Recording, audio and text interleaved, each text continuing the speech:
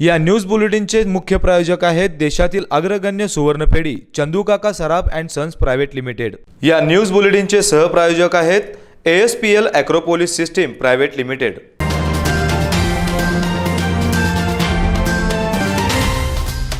नमस्कार, speed news live 24 च्या बातमीपत्रामध्ये आपलं स्वागत। बातमीपत्राच्या सुरुवातीला पाहूयात हेडलाईन्स। भारताची नौदलाची ताकद आता आणखी वाढणार। देशातील पहिली स्वदेशी विमानवाहू युद्धनौका INS विक्रांत भारतीय नौदलाच्या लढाऊ ताफ्यात सामील।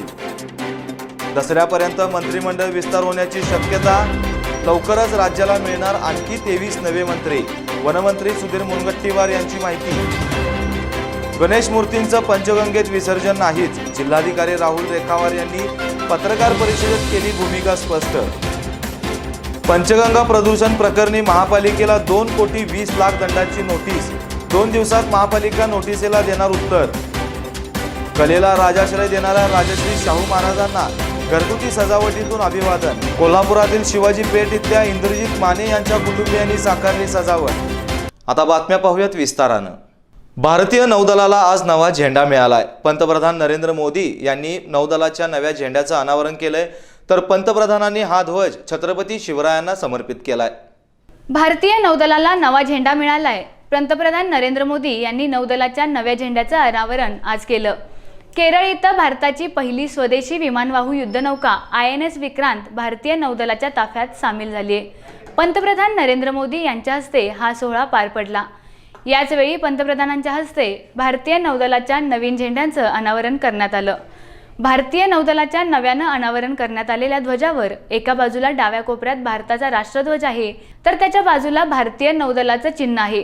पंतप्रधान नरेंद्र मोदी यांनी भारतीय नौदलाचा ध्वज छत्रपती शिवाजी महाराजांना समर्पित केलाय। यावेळी पंतप्रधान मोदी यांनी छत्रपती शिवाजी महाराज आणि त्यांचा आरमार दलाचा उल्लेख केलाय। ते म्हणाले की भारतीय नौदलाचा ध्वज शिवरायांना समर्पित आहे। छत्रपती शिवाजी महाराजांनी आरमार उभारलं, शिवरायांनी नौदलाचा विकास केला।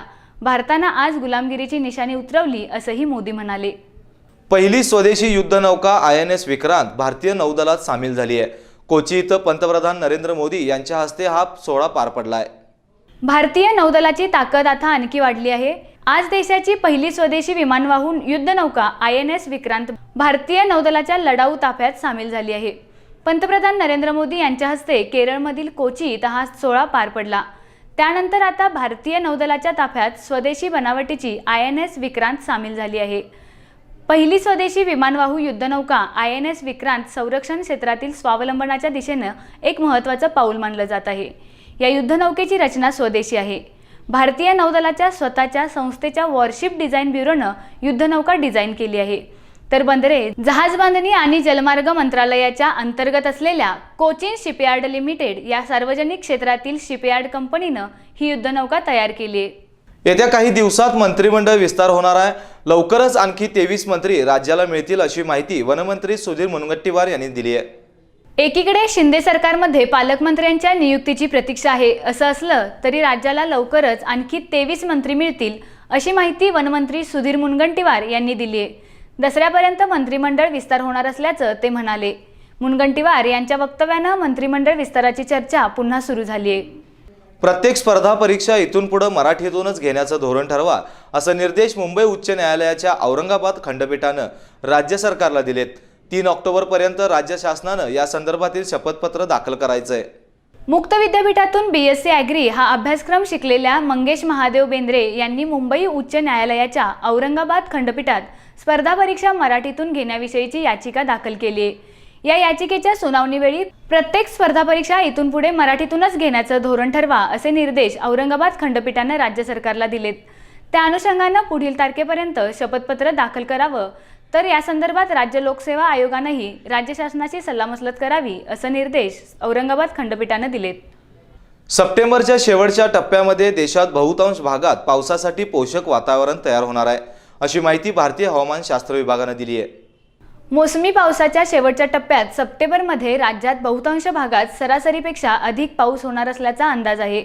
संपूर्ण देशात या कालावधीत सरासरीच्या तुलनेत 109% पाऊस होणार असल्याचं भारतीय हवामानशास्त्र विभागानं जाहीर केलंय।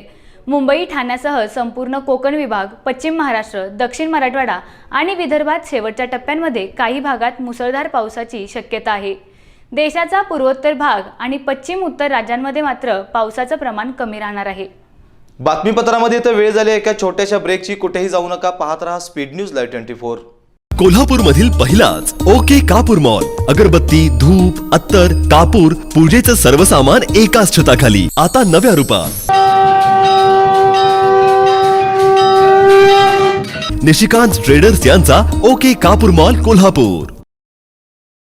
रत्नशास्त्रज्ञ अनु एच मोतीवाल यांच्या अभ्यासातून साकारलेले नवग्रह रत्न केंद्र. या रत्नांच्या वापरामुळे मानवी जीवनात होतो सकारात्मक बदल. माणिक, मोती, प्रवाळ, पाचू, पुष्कराज, हिरा, नीलम, गोमेद, लसण्या यासारखी अनेक रत्ने या फर्ममध्ये उपलब्ध असून हस्तरेषा, कुंडली, अंकशास्त्रानुसार येथील रत्ने दिली जातात, ज्याचा प्रभाव केवळ 11 दिवसात जाणवतो. तर आजच नवग्रह रत्न केंद्राला भेट द्या व सकारात्मक जीवनाचा अनुभव घ्या. नवग्रह रत्न केंद्र, हॉटेल पॅव्हिलियन समोर, शाहूपुरी, कोल्हापूर. ब्रेकनंतर पुन्हा एकदा आपलं स्वागत.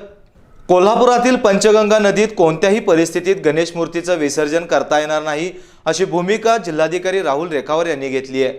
इचलकरंजी गणेश विसर्जनाबाबत भूमिका स्पष्ट करण्यासाठी आज जिल्हाधिकारी कार्यालयात पत्रकार परिषदेचं आयोजन करण्यात आलं होतं. यावेळी जिल्हाधिकारी रेखावर बोलत होते. पंचगंगा नदीत कोणत्याही परिस्थितीत गणेश मूर्तींचं विसर्जन करता येणार नाही. सर्व गणेश मंडळांना आवाहन करतो की नदी प्रदूषित होणार नाही याची काळजी घ्यावी. प्रशासनानं उपलब्ध करून दिलेल्या सोयीचा लाभ घ्यावा असं आवाहन रेखावर यांनी केलंय. इचलकरंजीत या ठिकाणी नदीत बाप्पाचं विसर्जन करण्याबाबत मागणी केली आहे. जिल्हा प्रशासनानं घेतलेल्या कणखर भूमिकेमुळे आमदार प्रकाश आवाडे यांच्यातला वाद चिघळण्याची शक्यता आहे. दरम्यान राहुल रेखावार यांनी कोल्हापुरात पत्रकार परिषद घेऊन भूमिका स्पष्ट केली आहे.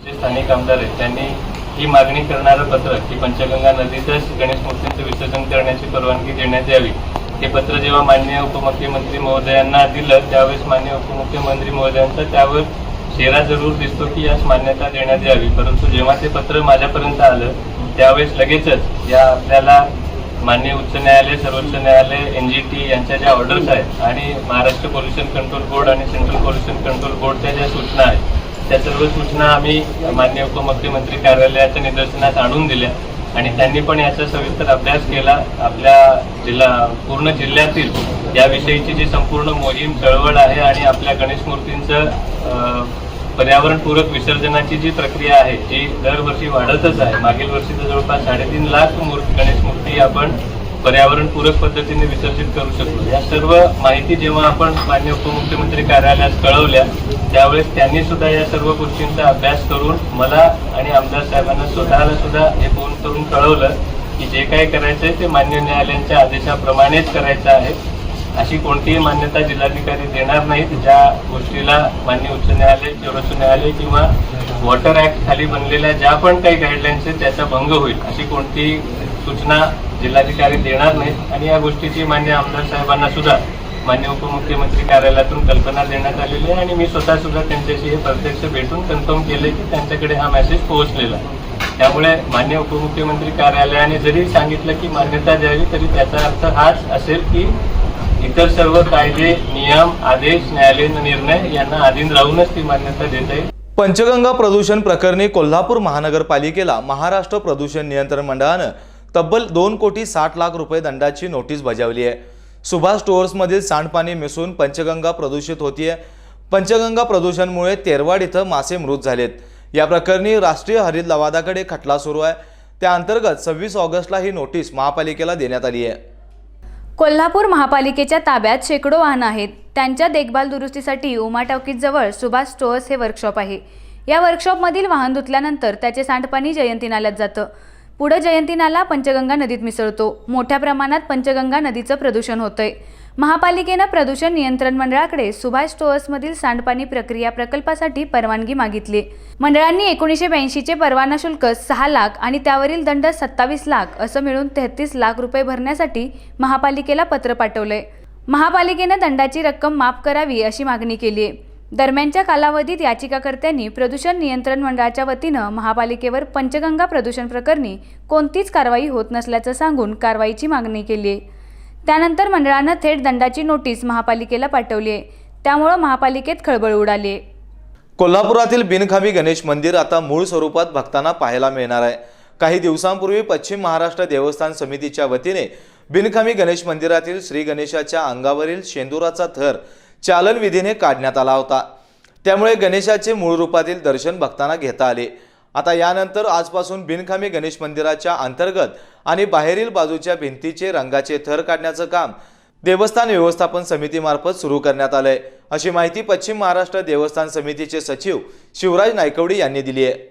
बिनकामी गणेश मंदिरातील मूर्ती संवर्धनाच्या कामानंतर आपण मंदिराचा अंतर्बाह्य भाग हा मूळ स्वरूपात आणण्यासाठी प्रयत्न सुरू केलेले आहेत। त्याचा भाग म्हणून आज हा दुसऱ्या टप्प्यातलं काम आपलं सुरू झालेलं आहे आणि मंदिराच्या बाह्य भागातील रंग काढण्याचं काम आपण आज सुरू केलं आहे। चांगल्या पद्धतीनं आतला काळा दगड आपल्याला दिसून यायला लागला आहे आणि 8 ते 10 दिवसात हा पहिला बाहेरचा भाग संपल्यानंतर आपण त्यानंतर आंतरभागातला कलर काढण्याचं काम सुरू करणार आहे आणि लवकरच संपूर्ण मंदिर हे मूळ स्वरूपात आपल्याला समर्पित झालेलं दिसेल। धन्यवाद। स्वातंत्र्य संग्रामात बेईमानी करणाऱ्या आणि आता ज्यांच्यामुळे नेतृत्व करण्याची संधी मिळाली त्यांच्यासोबतच गद्दारी करणाऱ्या अशा 2 प्रकारच्या गद्दारांची मिळून सध्या राज्यात सत्ता आहे, अशी टीका महात्मा गांधींचे पंतू तुषार गांधी यांनी केली आहे। सांगलीमध्ये क्रांती अग्रणी GD बापू लाड यांच्या जन्मशताब्दी महोत्सवानिमित्त स्वातंत्र्य लढ्यातील प्रति सरकारचे योगदान या विषयावर व्याख्यान आणि मेळावा आयोजित करण्यात आला होता। त्याप्रसंगी तुषार गांधी हे बोलत होते। बरं झालं गांधींना मारलं, कारण आज गांधी असते तर आजची परिस्थिती बघून गांधीजी रोज झुरून मेले असते, अशी खंत यावेळी तुषार गांधी यांनी व्यक्त केली। सभोवताली अन्याय अत्याचार सुरू असताना आपण गप्प बसलो आहोत। लोकशाही जिवंत आहे का असा प्रश्न उभा राहिला आहे। लोकशाही नालायक होत चालली आहे असा उद्विग्न सवालही तुषार गांधी यांनी यावेळी उपस्थित केला। भारत सरकारच्या शिक्षण विभागाअंतर्गत असलेल्या भारतीय इतिहास संशोधन परिषदेचे सदस्य सचिव तसेच कोल्हापूरचे सुपुत्र डॉक्टर उमेश अशोक कदम यांनी आज शिवाजी विद्यापीठाला भेट दिली। शिवाजी विद्यापीठाचे कुलगुरू प्राध्यापक डॉक्टर DT शिर्के यांच्यासमवेत बैठक घेतली असता बैठकीत त्यांनी मराठा इतिहास तसेच स्थानिक इतिहासातील संदर्भाच्या अनुषंगाने महत्त्वपूर्ण चर्चा केली आहे। भारतीय इतिहास संशोधन परिषदेचे सदस्य सचिव पदाचा पदभार स्वीकारल्यानंतर कदम प्रथमच कोल्हापूरमध्ये आले होते। यावेळी कदम यांनी विद्यापीठाच्या Chhatrapati Shahu Maharaj centre for studies for Maratha history या केंद्राच्या ताब्यात असलेल्या 16 ते 18व्या शतकातील ऐतिहासिक मोडीलिपीतील कागदपत्रातून इतिहासाची नवी दालन खुली होण्याच्या अनुषंगानेही चर्चा केली। कदम यांनी ICHRच्या माध्यमातून जवळजवळ 36 पेक्षा अधिक स्टडी सेंटरला भेट दिली आहे। त्या सर्वच ठिकाणी आपल्या या मराठी सेंटरला जोडून घेतलं जाणार असल्याचं तसंच यासाठी वेगवेगळे वर्कशॉप, सेमिनार आणि प्रोजेक्ट घेणार असल्याचं त्यांनी यावेळी सांगितलं। हातकणंगले तालुक्यातील अत्तिगिरी इथल्या चौगलेवाडी इथं दूध उत्पादकांच्या जनावरांना लागण झालेल्या लंपी स्किन त्वचा रोग बाधित जनावरांची पाहणी कोल्हापूर जिल्हा सहकारी दूध उत्पादक संघाचे चेअरमन विश्वास पाटील, संचालक डॉक्टर सुजित मिंचेकर, कार्यकारी संचालक योगेश गोडबोले आणि वैद्यकीय अधिकाऱ्यांनी पाहणी केली। यावेळी बोलताना विश्वास पाटील म्हणाले, लंपी स्किन हा रोग जनावरांच्या त्वचेसंबंधित आजार असून हा संसर्गजन्य रोग आहे। त्याचा प्रसार झपाट्याने होत असून जनावरांच्या दूध उत्पादनावर याचा परिणाम होतोय, तर अतिप्रमाणात लागण झाल्यास जनावर दगावण्याची शक्यता आहे। यामुळे दूध उत्पादकांनी आजारी जनावरे व इतर जनावरे गोठ्यातून बाजूला करावीत। या जनावरांची सेवा करताना हातमोजे वापरावेत अशा सूचनाही यावेळी दिल्या। हा आजार रोखण्यासाठी गोकुळचे वैद्यकीय पथक तयार करून उत्पादकांच्या गोठ्यावर जाऊन उपचार दिले जाणार असल्याची माहितीही त्यांनी यावेळी दिली। चौगलेवाडी इथं अजित चौगले, दादा चौगले, आदित्य चौगले, दिनकर पाटील, उदय पाटील, सखाराम मुसळे, काकासो चौगले, चंद्रशेखर पाटील या दूध उत्पादकांच्या गोठ्यावर जाऊन त्यांनी पाहणी केली आहे। यावेळी पशुसंवर्धन व्यवस्थापक डॉक्टर UV मोगले, सहाय्यक व्यवस्थापक डॉक्टर PV दळवी, दूध संकलन अधिकारी RN पाटील, विस्तार पर्यवेक्षक विक्रम पाटील, जनसंपर्क अधिकारी सचिन पाटील यांच्यासह गावातील दूध संस्थेचे पदाधिकारी उपस्थित होते। इचलकरंजीतील शिवाजीनगर पोलिसांनी माणुसकीचे दर्शन देत एका नागरिकाचे प्राण वाचवलेत। पोलीस निरीक्षक महादेव वाघमोडे यांनी केलेल्या या कार्यामुळे त्यांचे सर्व स्तरातून कौतुक होतंय। शिवाजीनगर पोलिसांना मध्यरात्रीच्या सुमारास गस्तीच्या वेळी लिंबू चौकात बेशुद्ध अवस्थेत पडलेला एक इसम आढळून आला। पोलीस निरीक्षक वाघमोडे आणि सहकार्याने तात्काळ त्या इसमाला उपचारासाठी इंदिरा गांधी रुग्णालयात दाखल केले। यानंतर सकाळी तो इसम शुद्धीवर आल्यानंतर त्याचं नाव खाजा इब्राहिम सय्यद असं असल्याचं स्पष्ट झालं। सय्यद यांना सुमारे 5 तास घातपात झाला असल्याच्या भीतीने कोणीही उचलायला तयार नव्हते। मात्र पोलिसांनी तत्परता दाखवत तातडीने केलेल्या मदतीमुळे सय्यद यांचे प्राण वाचलेत। जर कोणी रस्त्यावर असे पडलेले आढळल्यास तातडीची मदतीसाठी 112 डायल करा असं आवाहन पोलिसांच्या वतीनं करण्यात आलंय।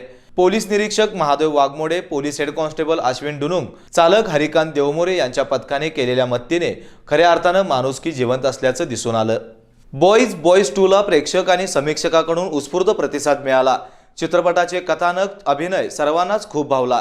बॉईज 3 चा ट्रेलर नुकताच प्रदर्शित झाला असून प्रेक्षकांची आता चित्रपट पाहण्याची उत्सुकता शिगेला पोहोचली आहे। बॉईज आणि बॉईज 2 पासून धैर्या, ढोंग्या, कबीर यांच्या त्रिकुटाला प्रेक्षकांची चांगलीच पसंती मिळते। हा चित्रपट तिघांच्या आयुष्याभोवती फिरत असताना त्यांच्या त्रिकुटात आता विदुलाही सामील झाली आहे। तिच्या येण्यानं त्यांच्या आयुष्यात काय बदल घडतात हे चित्रपट पाहिल्यावरच कळेल। त्रिकुट आणि विदुला सोबतच्या प्रवासाची कहाणी बॉईज 3 मध्ये पाहायला मिळणार आहे। सुमंत शिंदे, पार्थ भालेराव, प्रतीक लाड, विदुला चौगले यांचा उत्कृष्ट अभिनय असलेला हा चित्रपट 16 सप्टेंबरला प्रेक्षकांच्या भेटीला येत असल्याचं अवधूत गुप्ते यांनी कोल्हापुरात पत्रकारांशी बोलताना सांगितलं। न्यायालयानं काढलेल्या अटक वॉरंटमध्ये मदत करण्यासाठी 2000 रुपयांची लाच मागणाऱ्या पोलीस कॉन्स्टेबलला लाचलुचपत विरोधी पथकानं ताब्यात घेतलंय। नामदेव औदुंबर कचरे असं त्याचं नाव आहे। तक्रारदार यांच्याविरुद्ध न्यायालयाने अटक वॉरंट काढले होते। वॉरंट प्रकरणामध्ये अटक न करता मदत करण्यासाठी लाचेची मागणी करून लाच स्वीकारताना नामदेव कचरे याला लाचलुचपत प्रतिबंधक पथकानं ताब्यात घेतलंय। ही कारवाई पोलीस निरीक्षक नितीन कुंभार यांच्या मार्गदर्शनाखाली पोलीस उपनिरीक्षक संजीव बंबरगेकर, शरद पोरे, विकास माने, सुनील घोसाळकर, नवनाथ कदम, मयूर देसाई, विष्णू गुरव यांच्या पथकानं केली आहे। बातमीपत्रामध्ये तर वेळ झाली एका छोट्याशा ब्रेकची। कुठेही जाऊ नका, पाहत रहा स्पीड न्यूज लाईव्ह 24। कोल्हापूर मधील पहिलाच ओके कापूर मॉल। अगरबत्ती, धूप, अत्तर, कापूर, पूजेचं सर्व सामान एकाच छताखाली आता नव्या रूपात। निशिकांत ट्रेडर्स यांचा ओके कापूर मॉल कोल्हापूर। रत्नशास्त्रज्ञ अनु एच मोतीवाल यांच्या अभ्यासातून साकारलेले नवग्रह रत्न केंद्र। या रत्नांच्या वापरामुळे मानवी जीवनात होतो सकारात्मक बदल। माणिक, मोती, प्रवाळ, पाचू, पुष्कराज, हिरा, नीलम, गोमेद, लसण्या यासारखी अनेक रत्ने या फर्ममध्ये उपलब्ध असून हस्तरेषा, कुंडली, अंकशास्त्रानुसार येथील रत्ने दिली जातात, ज्याचा प्रभाव केवळ 11 दिवसात जाणवतो। तर आजच नवग्रह रत्न केंद्राला भेट द्या व सकारात्मक जीवनाचा अनुभव घ्या। नवग्रह रत्न केंद्र, हॉटेल पॅव्हिलियन समोर, शाहूपुरी, कोल्हापूर। ब्रेकनंतर पुन्हा एकदा आपलं स्वागत।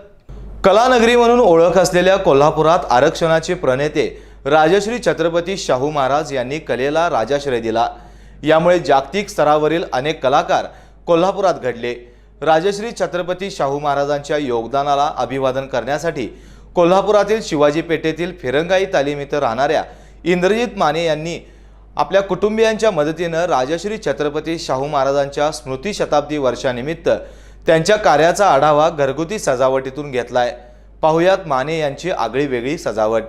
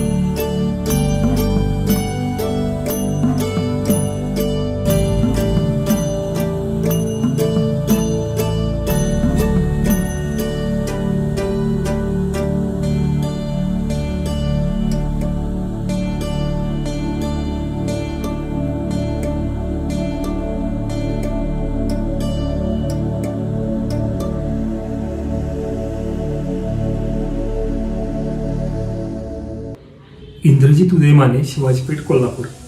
आम्ही दरवर्षी गणपतीनिमित्त वेगवेगळी आरास सादर करत असतो। यावर्षी राजर्षी शाहू महाराजांची स्मृतिशताब्दी वर्ष असल्यामुळे शाहू महाराजांच्या कार्याला अभिवादन करण्यासाठी आम्ही यावर्षी शाहू महाराजांच्या कार्याची झलक दाखवणारी एक आरास या ठिकाणी सादर केलेली आहे। गणपतीला खऱ्या अर्थानं कलेची आणि विद्येच्या अधिपती म्हणलं जातं, तर आपल्या कोल्हापूरला या कलेला, विद्येला आणि सगळ्या क्षेत्रांना राजाश्रय देणारा एक छत्रपती लाभला। या छत्रपतीची आरास या अधिपतीच्या निमित्तानं आम्ही लोकांसमोर मांडण्याचा प्रयत्न केलेला आहे। गणेशोत्सवाच्या निमित्तानं अनेक घरामध्ये घरगुती सजावटी साकारण्यात येत आहेत। वाढत्या शहरीकरणामुळे ग्रामीण भागाचं महत्त्व कमी होत आहे। ग्रामीण भागाचं महत्त्व सांगणारी वाडा संस्कृती लोप पावत चालली आहे। हरवत चाललेल्या वाडा संस्कृतीचं महत्त्व जपण्यासाठी कोल्हापुरातील चिले कॉलनी इथल्या हटकर कुटुंबियांनी गणेशोत्सवाच्या निमित्तानं वाडा संस्कृती दाखवणारी सजावट केली आहे।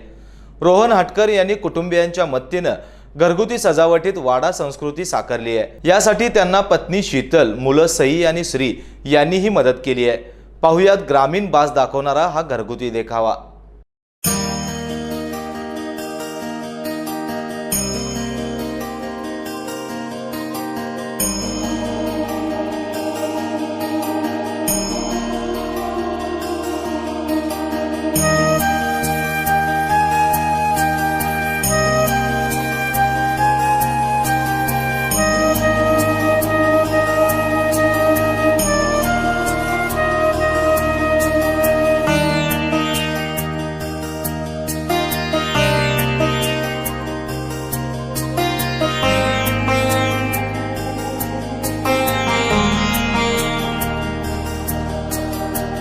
मी शीतल रोहन हतकर, राहणार चिले कॉलनी। सर्वांनाच गणेशोत्सवाच्या खूप खूप शुभेच्छा। आम्ही दरवर्षी घरगुती गणेशोत्सवामध्ये विविध प्रकारचे देखावे सादर करत असतो। शिवाजी विद्यापीठ, महानगरपालिका, शाळा असे विविध प्रकारचे आम्ही देखावे घरी करत असतो। ह्यावर्षी असाच एक आम्ही छोटासा प्रयत्न केला आहे। त्यामध्ये आम्ही वाडा संस्कृती दाखवण्याचा प्रयत्न केला आहे। या सध्याच्या इमारतींच्या सिमेंट कॉन्क्रीटच्या जंगलामध्ये लोक ग्रामीण भागातील वाडा संस्कृती विसरत चालले आहेत। त्याची त्यांना आठवण करून देण्यासाठी आम्ही हा छोटासा प्रयत्न केला आहे। त्यासाठी आम्ही घरातील छोट्या छोट्या वस्तू वापरून घरगुती पद्धतीनेच ही देखावा केला आहे। तर या देखावा तुम्ही सर्वांनीच पाहावा आणि याचा छान आनंद घ्यावा अशी माझी इच्छा आहे। धन्यवाद।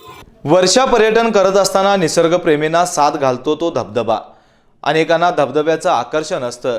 गणेशोत्सवाच्या निमित्तानं करवीर तालुक्यातील खुपेरी इथल्या किरण कुंभार आणि अरुण कुंभार या भावांनी नैसर्गिक धबधब्याची घरगुती सजावट केली आहे। यापूर्वीही कुंभार बंधूंनी पर्यावरणपूरक गणेशोत्सव साजरा करण्यासाठी घरगुती देखावे साकारून पर्यावरणपूरक गणेशोत्सवासाठी प्रबोधन केले। गणेशोत्सव घरगुती सजावट मालिकेत पाहुयात खुपेरी इथल्या कुंभार बंधूंनी साकारलेला धबधबा।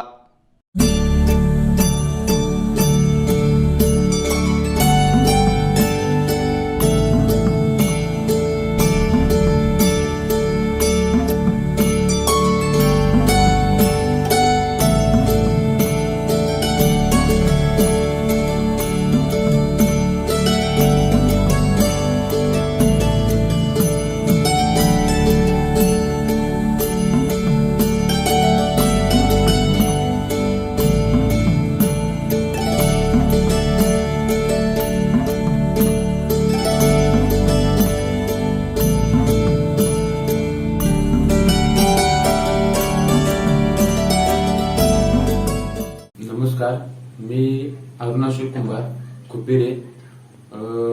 बोलण्याचा हा उद्देश की 4 वर्ष झाले मी आता डेकोरेशन करतोय। गेल्या वर्षी काहीतरी असं वेगळं शेतकरी तर असं केला होता गणपती, मी हातावरच केला होता घरातूनच। या वर्षी मी निसर्ग संवर्धन केला आहे। यातून मी धबधबा, डोंगर, झाडे वगैरे यातून दाखवण्याचा प्रयत्न केला आहे। गणपती पूर्ण हातावरच केला आहे घरी, काहीतरी असं वेगळं करण्याचा मनात विचार आला। शिरोळ तालुक्यातील निमचिरगाव इथं स्वाभिमानी आघाडीच्या वतीनं शेतकरी प्रश्नावर लक्ष वेधत गणपतीसमोर डेकोरेशन करण्यात आले। यामध्ये हमीभाव, कर्जमाफी, केंद्र सरकारचे धोरण, शेतकऱ्यांना शेतीपंपास दिवसा वीज, शेतीसाठी केंद्र सरकारनं स्वतंत्र अर्थसंकल्प करण्यात यावं, FRP एक रकमी द्या या विविध शेतकरी प्रश्नावर देखावा साकारण्यात आलाय। बैलगाडीमध्ये गणपतीस विराजमान करून राजू शेट्टी यांच्या विविध छायाचित्र लावून शेतकऱ्यांच्या प्रश्नावर लक्ष वेधलंय। इचलकरंजीतील शहरात 1.5 दिवसाच्या गणपतीचं विसर्जन करत असताना महापालिका कर्मचारी आणि पोलीस प्रशासनानं विसर्जन करण्यास विरोध केला।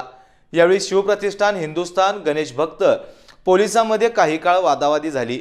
वादावादीनंतर प्रशासनानं अखेर परवानगी दिल्यानंतर पंचगंगा नदीमध्ये 1.5 दिवसाच्या गणपतीचं विसर्जन करण्यात आलं।